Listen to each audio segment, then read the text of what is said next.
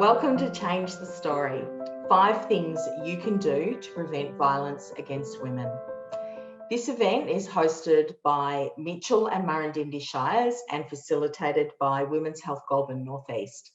My name's Amanda Kelly and I'm the CEO of Women's Health Goulburn Northeast. I'm speaking to you from the lands of the Bangarang people of the Yorta Yorta Nation, and I would like to open this event by acknowledging the wisdom, living culture and connection of the traditional custodians of the lands on which we all meet on this online event. I want to pay my respects to elders, past, present, and to any of our First Nations sisters or brothers who are attending this evening.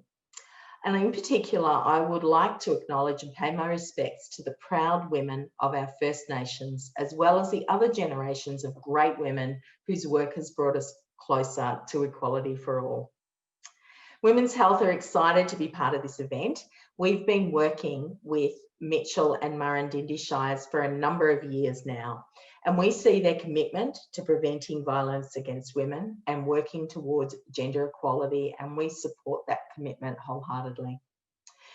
We'll be talking about some sensitive topics this evening, so please take care of yourself and take a break if you need to.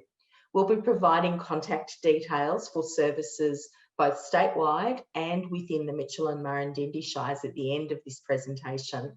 They're all free and they're all available if you or someone that you know needs them. So the name of the event tonight is Change the Story.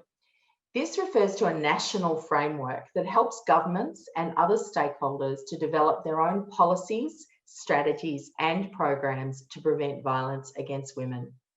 You see, the problem is it isn't only a matter of prosecuting people or of a woman just leaving violent men or just speaking up.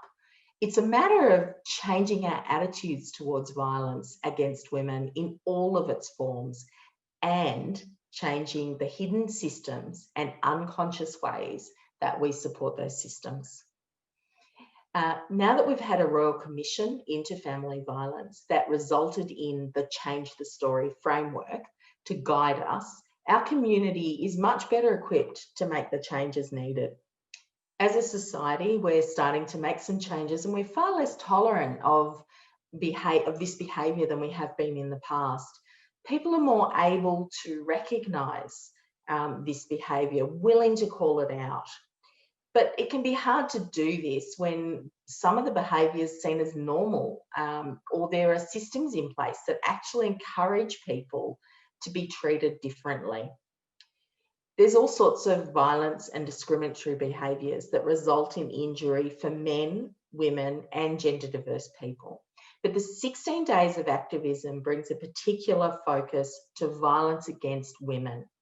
This year, we're looking to move beyond the awareness of violence against women to exploring the drivers of violence against women and what each of us can do to prevent it happening in the first place. So I've actually got a story to tell you, and it's about Candace and her family, and these are not real names. But Candace is in her late 20s. She's a mumpreneur and her business is really growing like her family. She and her husband are expecting their second child. She started her business when her daughter was 2 years old and it was slow going at first. The only childcare available locally was privately run and it was beyond the family's budget. Once her daughter started school, it was much easier to focus on her business. 2 years later, her business is taking off and the family is excited about where it might go. Candace's husband is now in a management role and his work has a parental leave policy, but he's not the primary carer according to the policy, and the parental leave available to him is limited. He's keen to take an active role in the new child's life, as well as provide Candace the space to grow her business at this crucial point. Jeff's parents can't understand why he'd jeopardise his career by taking leave when he's got a wife at home to look after the kids. Candace was a keen footy player until she had to stop at 16 years old because she wasn't allowed to play in mixed games and there were no girls' teams. These days, she watches the AFLW avidly, and once the new baby's old enough, wants to coach the local girls' footy team and maybe even play some games herself. Candace's sister Helen lives in a small town about 100 k's away and has a 3-year-old boy. Recently, Helen told Candace about an incident at childcare where her son was hugged by another boy, and the childcare worker told the boys that boys don't hug boys. Helen was really disappointed with the way the worker handled this, and Candace and Helen talked about how they could address it. Helen and her partner, Marianne, live in a beautiful part of the state, and they've been making their fire plan for the upcoming season. Helen recently got a call from a local organisation who asked her if they could speak to her husband about their fire plan. Helen and Marianne brushed it off as something that they've come to expect being in a same-sex relationship. But Candace has some ideas about how things could change. This story outlines a number of behaviours and beliefs that can and do contribute to a world that in fact makes violence against women seem okay. Candace and her family are pretty typical people, and many of us can see ourselves in some part of their story. But what we don't see is how the systems that surround us can work against us at times, how they can lead to behaviours that may not seem violent, but are in fact limiting women's choices and women's ability to contribute to our communities, pushing men and women into predefined roles, discounting women's value and worth, and undermining relationships that don't fit in with how we think men and women should live in the world. And this leads us to our discussion this evening. In this panel discussion, we're going to talk about the 5 things that you can do every day to help stop violence against women. So these things are challenging the condoning of violence, promoting women's decision-making and independence, challenging rigid gender stereotypes, promoting respectful peer relationships for men, and knowing where you can refer people for help or to find out more about these topics. So to start our discussion, I'd like to introduce Rachael Mackay. Rachael is with Women's Health Goulburn North East. She's a social worker who's committed to gender equality and social justice. She's a member of our Gender and Disaster Program and is a specialist in the prevention of violence against women. She's developed and facilitated training to a range of emergency management organisations, police, justice and human services agencies, as well as local government. I'd like to hand over to Rachael now, and she will introduce our panellists. Thanks, Amanda, and welcome everybody. I'm also speaking to you from the lands of the Bangarang people of the Yorta Yorta Nation. Welcome to our panelists. We've got Rachael, Kerry, Madison, and Doreen. Welcome everyone. Firstly, what we're going to do is I'm going to invite each panel member to talk to us about their role in the gender equality space. And they're going to outline what their experience they've had in enacting change to prevent violence against women in their particular area.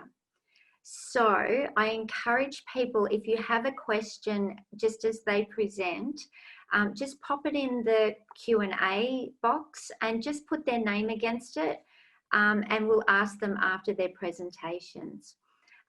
Please don't be shy. We know that sometimes people think, oh, I don't know about that question. Please just ask it, and we'll see if we can get it answered by any number of the panelists. So don't be shy. So for our first speaker, I'd like to introduce Doreen. Doreen is ladies captain at the Yay Golf Club and has single-handedly revolutionised golf for women in the area. She's passionate about the benefits of increasing participation of women in sport and is currently the facilitator of the Get Into Golf for Women program at the Yay Golf Club. Welcome, Doreen. Thanks, Rachael. Hi, everyone. Yeah, so I just share our story, I guess, tonight about what what it's been like for our golf club. I joined the golf club 2 years ago, first time playing golf, and found that I was the first female member in 5 years at the Yay Golf Club. So I'd only recently moved to town. So I took on, I started playing golf, and before I knew it, I was vice captain, and, put my hand up, and next minute I was captain. It was really hard because we only play Wednesdays. Women only play on Wednesdays. It's notoriously a male-dominated sport. And so any women that had come along and had tried to join, it doesn't always work to play Wednesday morning, 18 holes, have afternoon tea, and then that's it for your golf for a week. And then the men play on Saturdays. So I guess I was really keen to bring in a lot of new faces, a lot of younger members, and maybe try and change that. I spoke with Golf Australia, and fortunately for me, Golf Australia are very passionate. They have something called Vision 2025, and that is all about bringing women into golf. So they recognise that it's actually declining in numbers rather than increasing. So when I got on board with Get Into Golf program through Golf Australia, they gave us equipment and advertising material, and I figured that if I could get 6 women to come to my Get Into Golf programs, I did a community coaching course, then I would be wrapped to get 6 ladies. And after the first couple of days, we had 6, and I had more inquiry coming in, so I increased it to 8 and then to 10. I couldn't really take more than 10 to 12 in one evening because it was one night a week for 5 weeks. So then I opened up a second night, and so we then had Tuesday nights and Thursday nights for 5 weeks. And we had 23 women register. So it was just amazing. I mean, we're a small country town, and a lot of these women have lived in town. They live on farms, that they've lived in town for 20, 30, 40 years. I'm just a newcomer. But they say that, no one's ever really invited them before. It's not something that they'd always thought, maybe I'd like to have a hit, but how do I go about that? The clubhouse is only open on Wednesdays and Saturdays, so it's pretty hard to catch up with anyone. So anyway, we've run our 5 weeks. We've had all 23. At the moment, I've got 5 of those that have joined up as new members of the club. And considering when I first started, there was probably about 14 women that played every Wednesday. We're now sitting at about 23, I think, women who play all the time. And now we've got these 5 women. So I run mentoring classes on a Monday, practice on a Friday, and we're having some more social events. So I'm really passionate about getting more women in. But I guess the frustrating part is, there's always going to be resistance to this sort of stuff. I'm finding that it's a male-dominated committee. They're not really okay with all of the changes that are going on. We need more women on the committee. We need to change events. We need to have women playing on Saturday. We need to make it easier for people to play the game. Women have children, jobs, just like men do. And to play Wednesdays just doesn't make any sense to me. So it's a work in progress. Certainly got the members, but now it's how do I get those people along the pathway and get them into being able to play the sport. And it's not just the sport, as I've said to the women who've been in the clinics, everyone plays for a different reason. I might play because I'm competitive. Someone else might play because it's their only outlet. Someone else might play because they want to have exercise, or maybe they just want to get out of home. A lot of them, it's social. I'm really finding that for a lot of the ladies, it's an outlet. So a lot of them have spoken. We had a dinner recently for the 23 ladies when they finished the clinics. And there was one lady there who, she just moved to Yay, or she moved to just out of Yay onto a 400-acre farm from South Melbourne, from an apartment, with her husband and 2 kids pre-COVID, and they're foster children. One's disabled. She hasn't been out of that farm for most of this year, and so she didn't join to play golf, and she's quite clear about that. I didn't join to play golf. I joined to meet other women, and that's it. That's empowering because you meet other women, you form small groups. If there is anything, going on at home or whatever, well, suddenly you've got this other group of women who I guess give you strength. And so it's been really valuable, and I hope that we can continue on next year. We've already got a waiting list, so look out, Yay Golf Club, where women are taking over. Hardly. So yeah, so I don't know if there's anything else you particularly want to know, but that's sort of the story we've got going at the moment, and really wrap with it. That's fantastic, Doreen. It certainly was something that I thought about when I'd seen some of your emails. Was, hang on, why are we assumed that we don't work, that women don't work? Why can't we play on a Saturday? So yeah, very interesting. Thank you. And you're certainly talking to you know, one of the particular actions that we can take, which is challenge those stereotypes and roles within the sporting club setting. So that's awesome. Thank you. I think we might have to, we've just launched a podcast of women in sport. I think we need to talk later. So yeah, we must, we might have to interview you. Thank you. That was fantastic. So our next panelist, again, if you've got any questions for Doreen, put them in the chat or in the question and Q&A. Our next panelist, I'd like to introduce Kerry. Kerry is a teacher at Rubicon Outdoor School, which is located in the Murrindindi and Mitchells Shires. Rubicon Outdoor School works with other DET schools from across the state to deliver those outdoor ed programs, and is currently a lead school in the Respectful Relationships program. Welcome, Kerry. Thank you very much. Before I begin, I'd like to acknowledge elders past, present and emerging, and I am currently on Tangarong land. I'd also like to say thank you to Catherine Foster from Regional Department, as well as Murrindindi and Mitchell Shires and WHGNE for the invitation to attend today. As previously mentioned, I am a teacher at Rubicon Outdoor School, and I am currently working at a Thornton campus, which is based in the Murrindindi Shire. My reflections come from our involvement in the Respectful Relationships Initiative, which is a primary prevention program, an outcome of the Royal Commission into Family Violence. So currently, schools have the option to opt into this initiative, but from March of next year, all government Victoria schools will be mandated to participate in the initiative.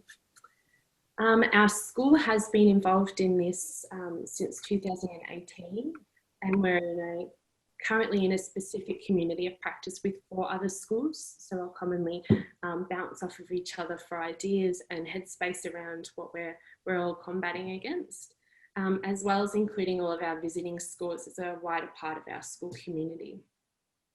I like to think that we don't do respectful relationships at Rubicon. We don't do the initiative, but the initiative actually supports the school to instill positive cultural change, to engage in challenging conversations, be open, empathetic, and to build trust with each other. I think it allows us to critically reflect on our practice and to work towards our vision of empowering people to develop long life positive growth.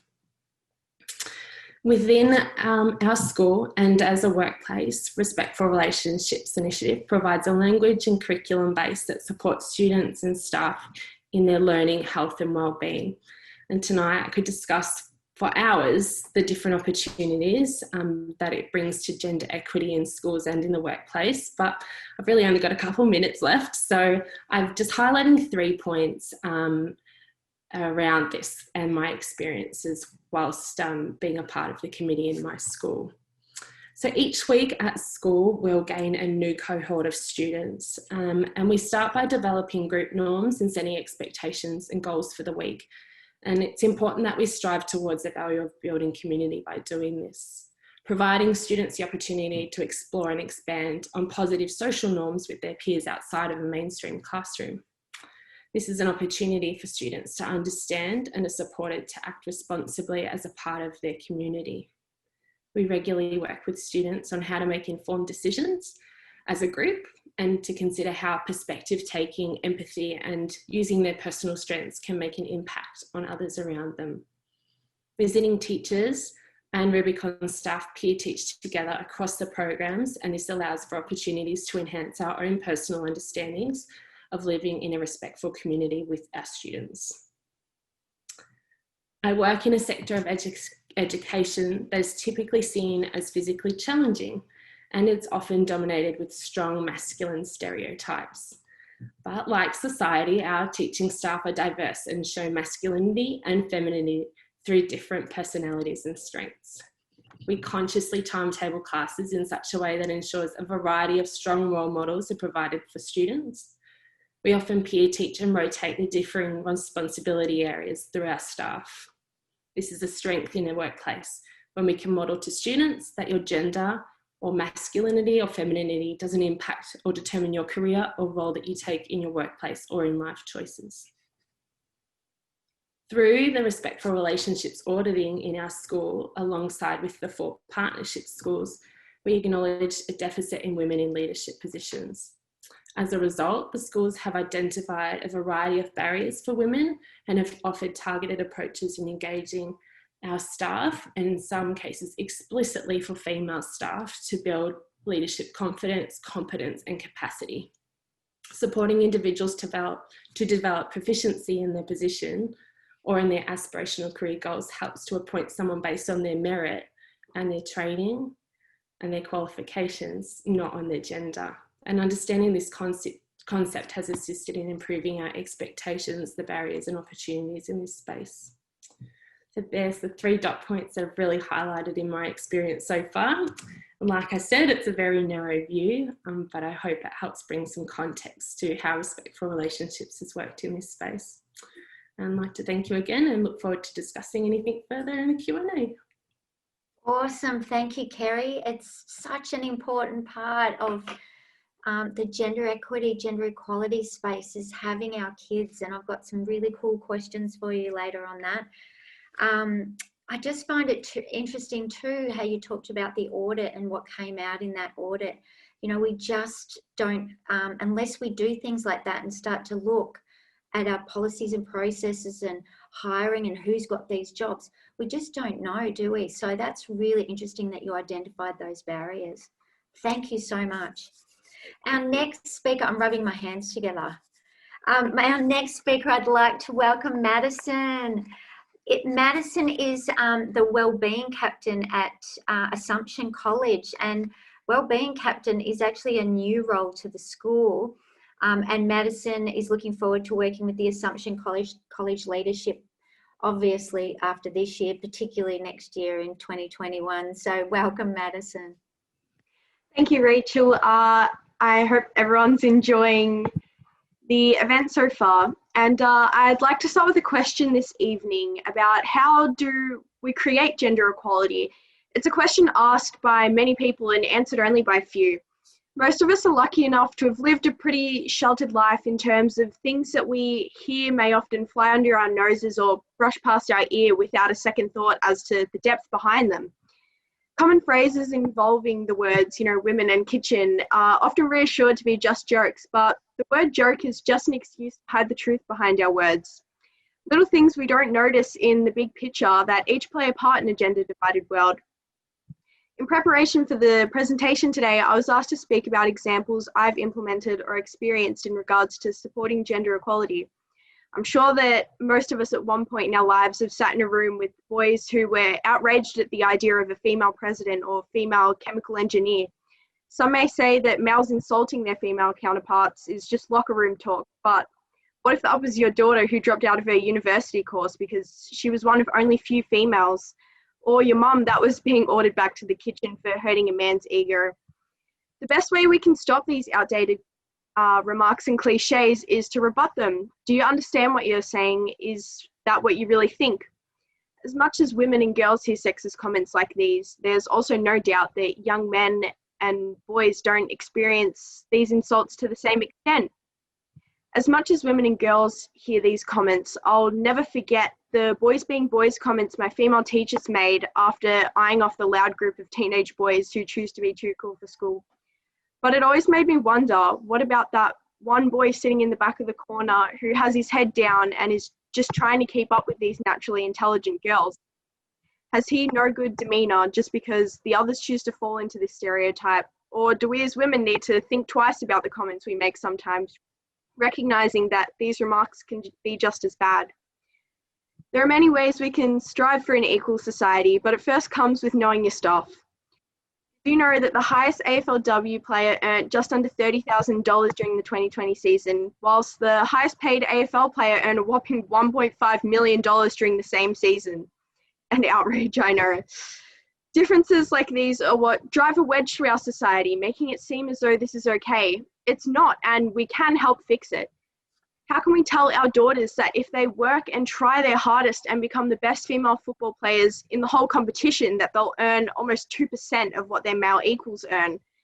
By encouraging young girls to do what they do best, we can hopefully create a more positive environment for developing young girls into professional athletes and in the workforce as well. All we have to do is truly care and speak out when things aren't equal. As we all know, the topic of this event is 5 things you can do to prevent violence against women. So I'd like to share 5 key phrases I think tie into this. Number 1, learn the facts. If you think you know everything about gender equality, I can promise you don't. Do your research on why violence occurs and how it starts. Understand the difference between jokes and sexist comments, and teach yourself how to control your temper if one should arise. And most importantly, encourage others to do the same. By keeping ourselves aware of the small steps we can take to create a more equal world, we are able to understand that violence is never the answer. Number 2, communication is key. There is no better solution to an argument than words. Without communication, a message can be easily interpreted differently or misunderstood, resulting in either anger, frustration, or in the worst cases, violence. Good communication skills are essential to allow others and yourself to understand the information more accurately and quickly. We can't expect others to always understand what we're trying to say. After all, we are all human, which is why making sure you can talk something out is crucial to preventing violence. Number 3, recognizing wrong relationships. I know this can be hard. Recognizing a red flag is a key part of preventing future violence. You should never have to justify someone else's bad behavior because they blame you. Do not let others deny, criticize, or dismiss you in a relationship. You have just as many rights as they do. We always talk about that gut feeling, something we truly should be listening to more often. Trust yourself and trust that you know what's best for you. Number 4, stand up for yourself, as hard as it can be. No one has the right to take away your freedom of speech. Stand up for yourself and everything you believe in. You are stronger than you think. Make yourself feel heard and make others hear you. Never should you let another person push you around. This is your life and you get to choose how you live it. And lastly, number 5, if you see something, say something. You have the power to use your voice for the good of others. If you think something's wrong with a friend, family member, or even co-worker, let someone know. Do not be a bystander, because to be silent is to agree with that behavior. Be a beacon of safety and support, and I can promise the favor will be returned sometime. Thanks for your time this evening, and just remember that you are worthy. Thanks. Oh, thanks, Madison. I had a bit of a brief of your presentation yesterday, and I'm going to say it, I got a bit teary, and I did then again. So thank you. And again, let's remember what Madison said at the start. How do we create a more gender equal society? And let's think through what these essential actions that we can all do in all of these different settings to change some cultures and change them for boys and change them for girls. There's been a number of times I've had the privilege of going into schools, and I think when I read what you'd said there about those boys sitting at the back of the class, you know, it really resonated. I've seen that and been quite shocked at that. And I think that's something we will explore in the Q&A as well. So thank you, Madison. That was awesome. Thank you. Our next panelist is Rachael Walsh, Senior Sergeant Rachael Walsh, I'll say, has been in the Victoria Police Force for 19 years and has spent the majority of her career policing in rural areas in the northeast of our state. Rachael was the manager of the Mitchell and Vanilla family violence units for 2 years, assisting high-risk victims, and for the past couple of years has been the family violence training officer, upskilling police members in the northeast in the dynamics of family violence, but also how the police respond. And I'm pretty sure I might have worked with you, many years ago on the Be Safe project. Welcome, Rachael. Thank you very much. It's good to be here and I suppose talk about my role and talk about what's going on in the Mitchell and Murrindindi areas. So I suppose my role as a family violence training officer is to upskill, as you said, the police members, and it came around about the Royal Commission into Family Violence that realised police needed some more skills and more training around family violence. As probably hopefully we can train the society to understand what's going on and the drivers behind family violence. So I just wanted to talk about the stats a little bit, I suppose, for Victoria. So in the latest stats that we have are from 2018 to 2019, and statewide, Victoria Police have had over 82,000 family violence incidents reported to us in that 1 year period. So it's the majority of the work that we do in Victoria Police. The Mitchell Shire in that same 1 year period had just over 1,000 family violence incidents reported to police, and the Murrindindi Shire had 182 incidents reported. So whilst that might look really fantastic for the Murrindindi Shire, we do find that when you look at the rates per 100,000 people, the statewide average is 6.4 incidents per 100,000. Murrindindi Shire is 17.7 per 100,000. So there's a higher percentage there going on compared to the population. So we just need to be aware that family violence can occur everywhere, and there's lots of reasons why people don't report to police, and there's lots of other avenues out there that they can go to and get some help and some referrals. So of the over 82,000 incidents we had between 2018 and 2019, over 60,000 of them had a female victim. And with the main portion of the male victims that we had, there were male perpetrators as well. So it's more uncommon for us to have a female perpetrator. It certainly does happen, but the majority of our incidents, the female is the victim.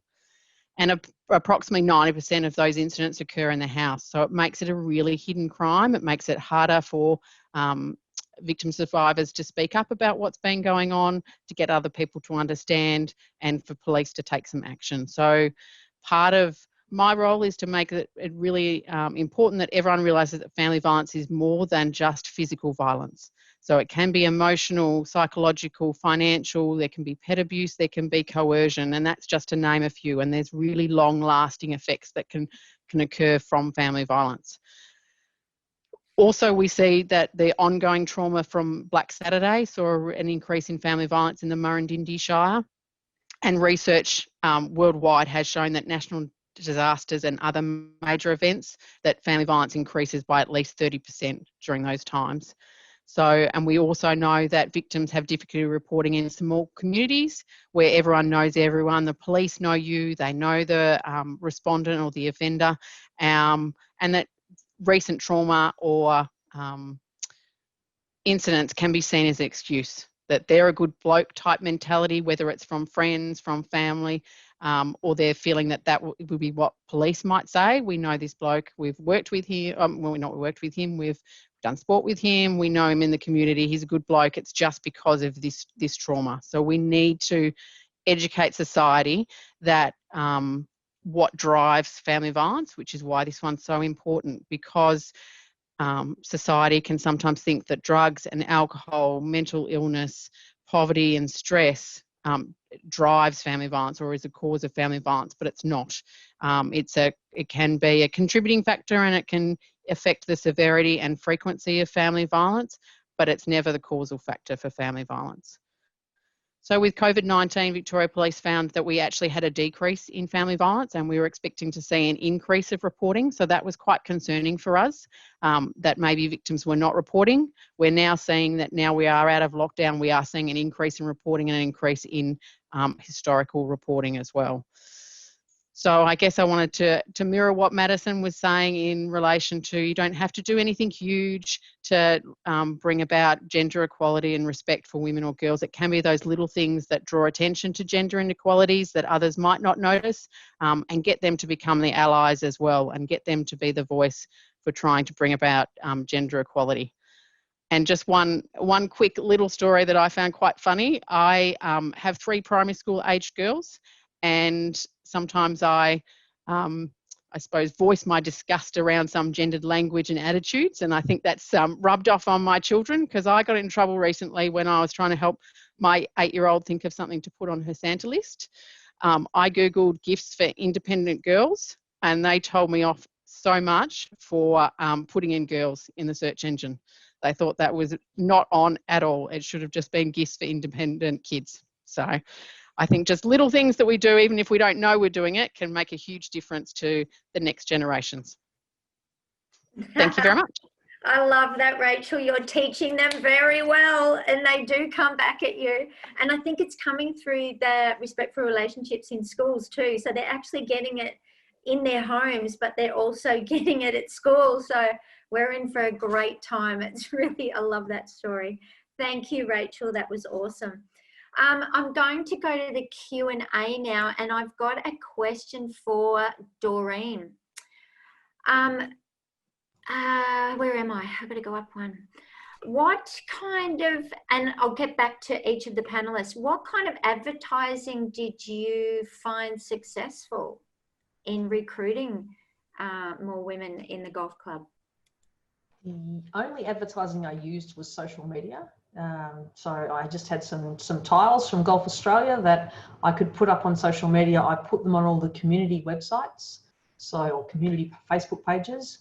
So that seemed, and then word of mouth, talking to people. And interesting, you get a lot of stats from Golf Australia about where everyone came from, where they found it, and a lot of it was friends and family or social media. So yeah, I didn't have to do too much in the way of advertising. I had posters and flyers and all that sort of stuff, but I never used them. Yeah, that's interesting, isn't it? Mm. Wow.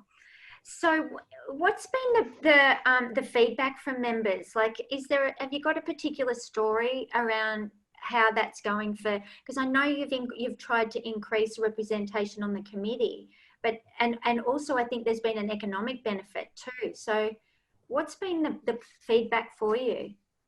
Oh, look, the feedback's been excellent, and particularly from a lot of the newer members who maybe started 6 to 12 months ago. So I had an initial group of about 5 women who I started a mentoring program before I started the Get Into Golf clinics. And so every Monday I'd have, I think at 5 or 6 at the most, every Monday lunchtime would come and we'd just have a hit and learn some rules and just socialise. Those women have been absolutely rapt to now bring on another group, and they've been really supportive. It's like they're paying back now for all what I put into them. They're now putting into these other new women, and that's been really great. Some of the more experienced players, look, they've been harder to turn around. They don't really want things to change. They've been in the club for 20, 30 years. They like the way they do it. So they say that, it's great we've got new members, but I am having difficulty getting someone to embrace the new members. So yeah, I think that's one of the barriers, isn't it, that we face in this space, is really those long-term and ingrained ways of operating. And when we ask the question, well, why do we do it like that? Why do we have to do it like that? It really upsets what had become an equilibrium. So, and I've got a colleague, Jade, and she uses the term disrupt, and I've kind of embraced that term this year. It's like, let's disrupt things, and I think you've really done that, Doreen. I love it. Thank you. Pleasure. I've got a question here for Kerry. How do you think the RR curriculum, or respectful relation curriculum, is supporting the schools and communities? So do you think it's having an impact on, I know it's having an impact on students, we kind of can tell that, but do you think there's an impact on families and the broader community in general? Do you think that's changing? Do you think that's having an impact there? I definitely think it's one of those things that we're going to see that generational change as well. And we sort of already see that with, people that are, 40s above, and their cultural expectations or the social norms that sit in that group. And then you go down by decade, and the teenagers of today are going to be totally different of what we're seeing next generation of teenagers coming through. I think Rachel's example that she put forward there about her young daughter, and no mum, like, we don't put that in there. That's a really good example of how the education in schools is actually impacting on families. And I hope that there's more situations that are going on about that out there.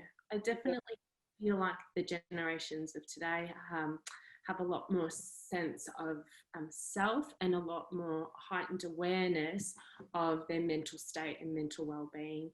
And so putting that together with the curriculum resilience and their rights, I guess empowers them to be able to make decisions and how to cope with that extra information that's always coming at them.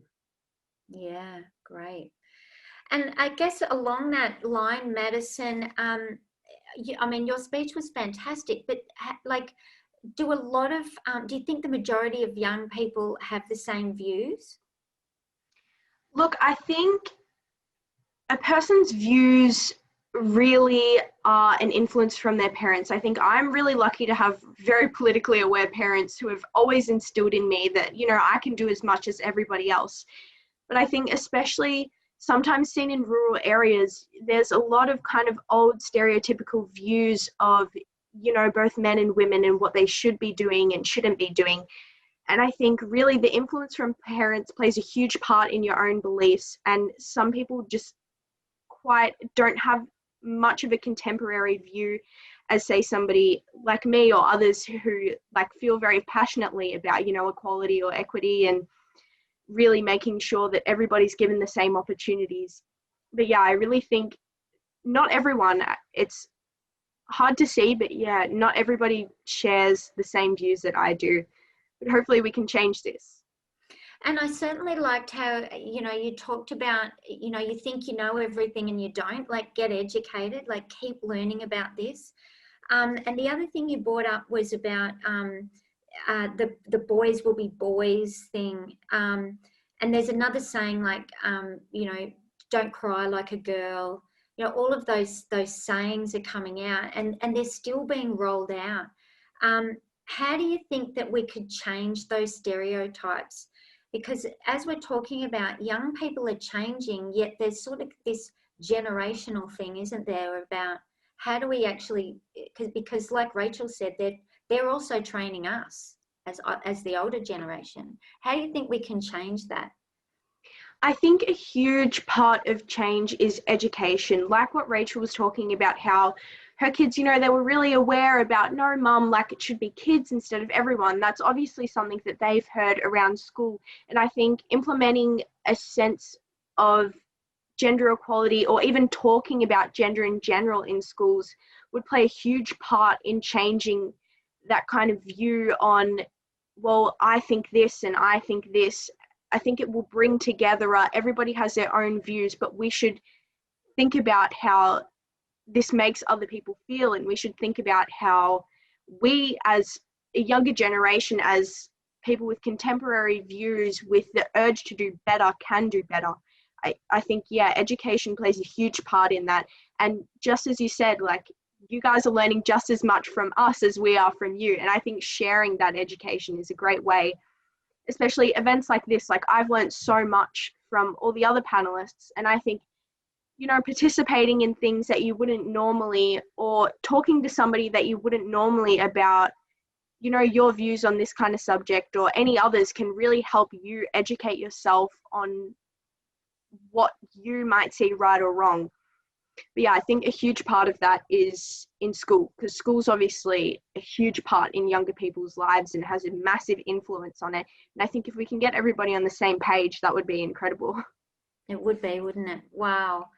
And, you know, it's interesting having the range of panelists we've got here with, you know, a sporting club, the school setting, from two different perspectives, but also the response end with Rachael in the police force, but also having that knowledge in a big organisation. So, Rachael, I want to come back to you and sort of ask you, you know, you've been in a Victoria police officer for 19 years.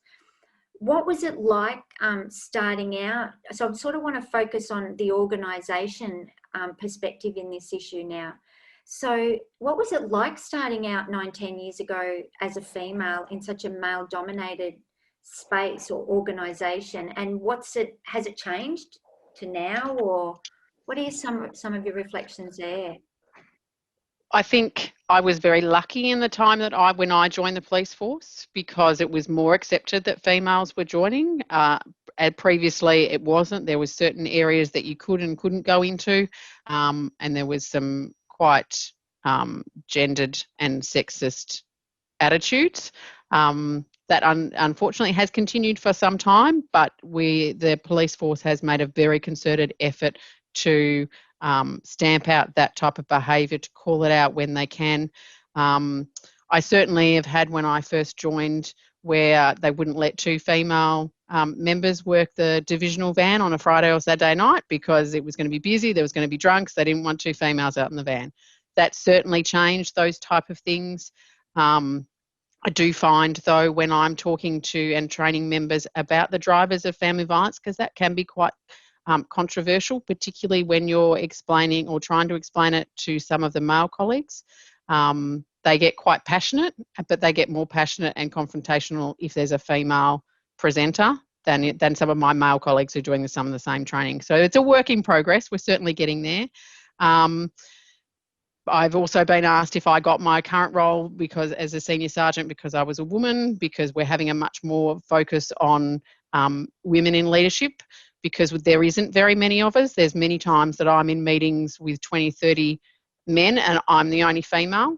But for the more junior members now, there is almost there's closer to a 50-50 split around males and females, which is a fantastic thing. So they'll have a great career, and I'm hoping that I can show them that they can get higher up into the police force if they can. So, but I think even in those areas where I'm now one of the only females, my voice is certainly heard and sought out, and we're certainly doing things to try and get more gender equity into the police force, which is fantastic. So, and we're getting more allies to call out the bad behaviour as well, which is fantastic. So I don't feel alone or separate. Great. So it's really good. Excellent, thank you. I've got a couple of questions in the Q&A for you, but before I go to those, I just wondered what your thoughts were about how there's that culture in the media to portray that good guy image, you know, and also sort of portray that in that family violence space, you know, that she was controlling, so she deserved it and he's a great guy. What are your thoughts about the media? I mean, we know that there's such a powerful influence on public perceptions and the public opinions. So how do you think the media have got better at reporting and not just playing into that stereotypical narrative of he's a great guy and she was a nag? What do you think about that? Yeah, I think the media is certainly doing better in the family violence space in the last couple of years. I'm seeing a lot more articles about family violence, a lot more articles that are in depth about the drivers and the causes of and the contributing factors for family violence. So I think we're certainly going a long way there. But yes, I think there's still some work to go around how we term or how we portray those perpetrators, because there's often a lot of factors that go into what they're doing. A lot of controlling behaviour that needs to really be called out, and that it's that we should never blame the victim survivor for what is going on or for why they haven't left earlier, why they supposedly haven't protected their kids. That's part of my training to members as well, to make sure they leave their biases elsewhere and they think about the situation and they think about it from that victim survivor's point of view and why they're doing what they're doing, because they're trying to keep themselves and their family safe. So it's though I do find it interesting. There was an article about the new Assistant Commissioner for the Family Violence Command, Lauren Calloway, and one of the first paragraphs mentioned that she was a daughter of a former police detective. And I just thought, we've got an article here that's talking about gender equity and what a fantastic role she's doing. She's an assistant commissioner, and yet we trot out very early on that she's a daughter. That shouldn't come into it. Yeah. But so I think we've got a way to go, but we're getting much better. And I think that's such an important thing, isn't it? Like, you've just questioned that straight off the bat. And I think that's one of the things that, like Madison was talking about, and Kerry about, questioning things and putting your gender goggles on and going, why do we have to include that? in that article. Yeah, so that's an important part as well. Thank you. Great. That was awesome. Now I've got a question in the Q&A, and it's for everybody. So just put your hand up and we'll unmute you. What are some of the ways you think we can bring everybody along on this journey? Is anyone keen to answer that one?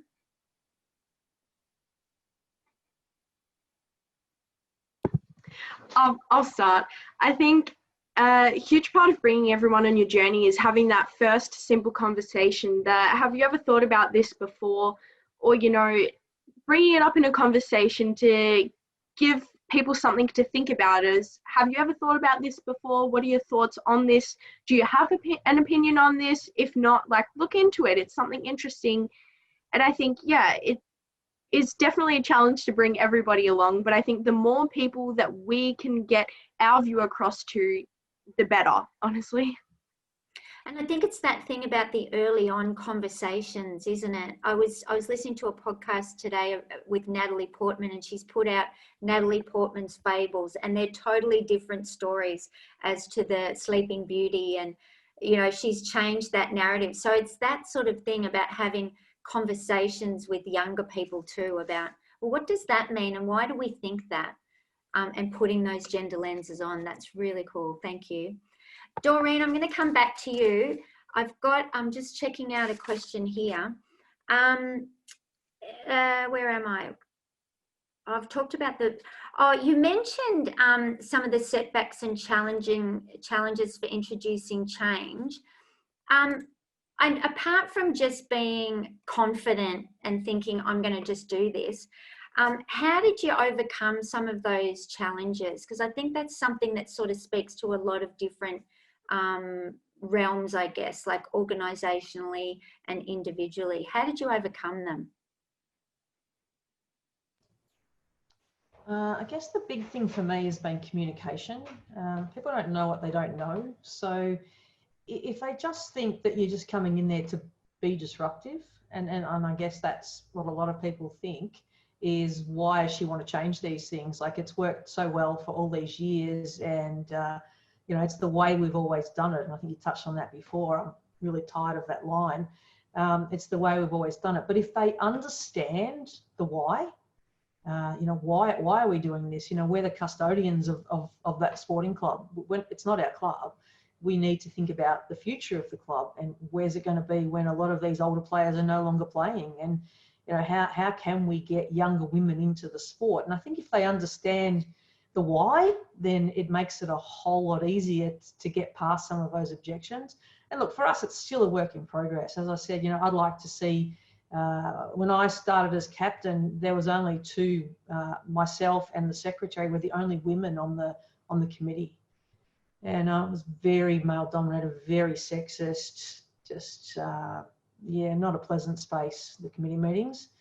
And so we've now got 5 women on the committee. So we're getting there. We're getting there. Now my goal is to get some of the newer players on the committee so we can start to get some people thinking about what's best for everybody, not just for the way it's always been done. Mm. And I must say, you're not the only one that's gone onto a committee. I know a few women that have gone onto football club committees, and they've described it exactly the same way as you. So how do you? I sort of shudder. I haven't got that confidence. I'd probably go away and just cry. How do you navigate that space when it is? You described it as being sexist. What do you mean by that? And how do you keep going, I guess, in that challenging environment and not just give up? Not easy. Not easy, but you just have to think about it as what's the bigger picture? You know, where am I headed? You know, there was one lady on the committee who came to the last committee meeting, and there was a lot of arguing and just a lot of rubbish going on amongst the guys. There was, you know, some aggressive conversations, and she said to me at the end of the committee meeting, I think you're doing an awesome job, but I'm never coming back. And it's just stopping that. It's just like the boys' room. Yeah. Yeah, so is it things like consistent. jokes and things like that? Is that what goes on? It's hard, I know. It's hard. It's the way they speak. It's that general arrogance, the aggressiveness to each other, not necessarily to the women in the room, but it's kind of unpleasant sitting there listening to them arguing amongst themselves and speaking so poorly to each other. You know, I find that really difficult to deal with. And I think it's just change. It's getting new faces on the committee. I think that some of these gender things can't be changed in some people. You know, some of these guys, they just need to be shifted sideways, and we need to bring in new blood. We need to bring in some people with some more dynamic, some more open ideas. It's so that would be, you know, that's not going to be happening overnight. I think you're right there. That's a really good point in these spaces, that it's just shift aside and keep moving forward. And I guess we know that the more that women are present in those spaces, you know, you can shift culture to be more respectful, to have different conversations. I know my colleagues in the emergency services sector would say the same, that, you know, once we had women in the room, we were talking, this is men, we were starting to talk about our kids and our marriages, whereas before that it was just, let's just be tough and get out there in the fire truck. So yeah, it is important that you keep doing what you're doing, Doreen. That is, your story is quite incredible. Kerry, I want to go to you, and I want to talk about, I want to ask you about your colleagues and how the teachers and principals in the space of respectful relationships, because the point of the respectful relationships in school is it's that whole of school approach, from the principals to the little grade preppies and the ones coming in for transition, to the teachers and the parents. So how does it all work to actually filter through that message to those different cohorts within that school system, Kerry? No problems. The initiative is set up to look at the whole school in 3 different areas. So one is an education institution. So that's where things like the curriculum and learning resources and the language helps you. We're working with students, and what does that look like in a classroom? A second element is looking at the school as a workplace. So what are the systems in place? What are the policies in place? What are the procedures that check balance ourselves as a workplace? And are we equitable, and are we working towards the aims of the outcomes as a workplace? And then the third sector is looking at it through the lens of the community. And so that looks at how do we work with other organisations that are out there, like our sporting clubs or the parent clubs, the committees, the school council, and the people outside, I guess, of the walls of the school, but they're still involved. In terms of looking at in those 3 lenses, they do all sort of intertwine, but the program is set up to support you in all 3 different parts of those sectors as well, that there's resources to be able to say, this is how I work with students in this space, and when they rebut with this is a way that I can attempt to moderate that in my classroom, or change perspectives, or change the learning curve in the classroom. And then there's also resources available. What do I do when a colleague is rebutting in this space, and how do I work with that? Or what happens when a colleague discloses to me, and what do I do? And then you've also got that ability to look at that through the community lens, and when parents are on board or other community organisations aren't aligning with that, and how do you have those conversations and come to, I guess, agreements that this is the way this is what we value, and this is what we're working towards, and we'd love to in that space as well. So we hope that, I guess, by looking at it through the 3 lenses, that there's opportunities. I guess looking at it in a staff perspective, I think similarly to what Rachael was saying, some people can see it straight away, and they understand the initiative or the whole crux of family violence, and they go, yep, it's black and white. And then there's other people that can get their back up quite quickly and go, hey, I'm not a part of this. Just because I'm male, like, this is not how I work. But I think it's once you figure out the language around that and the statistics behind it, that people kind of, settle that that personal, I guess, lens on it and see it for the bigger picture that it is, and that it is rife in community, although they may not be instrumental in that. But I hope that answers your question. Yeah, that's a beautiful answer, and I particularly love that last bit, because, you know, you really got to hit people sometimes in the heart before they'll actually understand it and want to engage with it. And I think that was an important part, particularly at Madison's challenge at the start. You know, how are we going to engage with this? How do we create a more gender equitable society? And you're right there. It's really interesting for us to hear that you've got those resources that are backing you when you get those different resistances in that space. So that's really good to hear. I'm conscious of the time, but I really want to get one more question in to all of you. And the question is, has there been anyone or anything that has inspired you to promote gender equality in your work or school or at home? So it could be a celebrity, a leader, a colleague, a teacher. Is there anyone or two of you or all of you would like to think about someone that or something that has inspired you to work in this space? I've got about 50 and I try and get selfies with them all the time.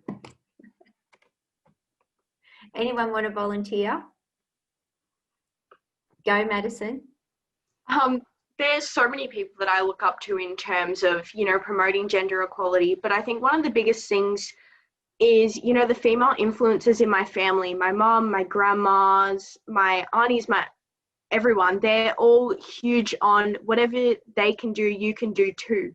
It was always, I remember that one ad, I don't remember what it was for some car brand, and it was, you know, anything you can do, I can do better, that whole thing.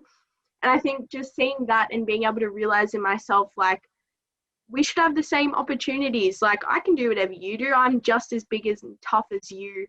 And yeah, you know, seeing all those kind of stereotypes play out through my life has been a huge thing that my parents have instilled in me, and all those female, you know, influences in me have said, if you feel this way, show it. You know, my mum especially and my grandparents have always been like, you know, flaunt yourself, let yourself shine through, and don't stop because other people tell you no. And I think that's the biggest thing that's influenced me in terms of, you know, gender equality. Awesome, thank you. Anyone else? I suppose for me, one of the things that really resonates from me was when the Chief of the Army, David Morrison, said the standard you walk past is the standard you accept. And that's something that quite a few of us, well, quite a lot of us in the Victoria Police and my colleagues really try and aim for, because we try and we need to influence. We need to be the ones that stand up and say, no, that's not okay, even if it was in the past, or there's a group of colleagues and they're all joking about it. But if it's not okay, it's not okay, and we need to stand up and say it's not okay. Excellent, thank you, Rachel. I love that saying. And actually, just before when you were talking, it reminded me of that saying. Thank you. Doreen, did you want to say? Yeah, I guess I've always had a real fire in my belly for gender equality. I mean, I'm in a same-sex relationship, so I've been in a minority group for a long time, and that's really turning around from what I've seen in the last sort of 30 years. And also I was a nurse for a long time. So I worked in a female-dominated industry that was controlled by men, as in doctors, and it used to just really bite hard. That a male doctor could walk into the room and suddenly, you know, everything stopped. Yeah, that just gave me fire to make change, to do something about it. It's inspiring, that was. Yeah, I can imagine. What about you, Kerry? I'm just thinking about the little things that I now see after my eyes have been opened in this space, and yeah, I really get that good feeling when I'm out in public spaces and like the pub or the footy or things where, you know, it's really male dominated, and then I see like really positive active bystanders and males stepping up and calling it out, which is, I guess, the whole theme of this 16 days of activism. I really get like those good feels. I'm like, things are slowly changing, and, you know, these, you know, very, very masculine types that are in the footy or at the pub or whatever, they are calling it out. And I said, no, they're backing up their wives or their partners, and yeah, and calling out poor behaviour. That kind of keeps me motivated as well. So I like to see that outside of that sort of education space. It's really cool to see. Yeah, absolutely. Well, I thank you all. I'm just, I can't stop smiling. It's just been such an amazing discussion on all of these different levels with all these different settings. And I think it's really incredible. And thank you to each and every one of you panelists. I could probably chat with you for another hour, but I won't do that to you. Look, we know we can change the story, and you've all put forward a number of essential actions that we can take. We can do this, we can change the story. And I'd just like to sort of finalise my section with saying thank you to Mitchell and Murrindindi Shires and to my colleagues behind the scenes to put this on. I hope that the listeners get a lot out of this discussion. I wasn't able to ask you all of the questions that were coming in, but I hope that everyone gets a lot out of it today. So thank you, everybody. What a wrap up to the 16 days of activism. How incredible was this? I'll just hand you back to Amanda. Thank you, everyone. Thank you so much. There was so much in that. So I think, you know, Doreen, I think that one of the very early things you said was no one had asked the women to play. You know, no one had invited them to the golf club. You know, and I think that's like, remember to, who's not here, remember to invite them along. You know, Kerry, I think what you said about respectful relationships supports the school to achieve the goals rather than the school does respectful relationships. I think flipping that narrative around is really important for us to understand that this work is supporting all of us, not trying to set one above another. Madison, I just went, start young. You know, and don't condone sexist remarks. I think, you know, that's it, and that ties into what Rachael was saying about the standard that you walk past. You know, so I think there was much more in that, and I'm excited because we're going to, with this is being recorded, and we will have it up hopefully next week for people to have a look and to look to go more deeply into this, because there was a lot of wonderful work, a lot of wonderful observations and generosity there too of spirit and sharing your stories as well. So thank you all so much for this. I know that we also just have some numbers for you. If people are experiencing family violence or know of people that are, these are the numbers that you can call. Some of them are statewide, Australia-wide, anonymous. Others are specifically in your regions or our regions of Mitchell and Murrindindi. So please take a note of those. And as I said, this will be up again for people to have a look at. Thank you, everybody. Thank you to Mitchell and Murrindindi Shires for sponsoring this event and pulling it together. And thank you again to Rachael for digging deep and asking the questions. Thank you to everybody who was in the Q&A, and there was some fantastic questions in there as well. We got to most of them. And those of you who've been chatting along in the chat, it's been great to have you. And again, thank you all, and good night.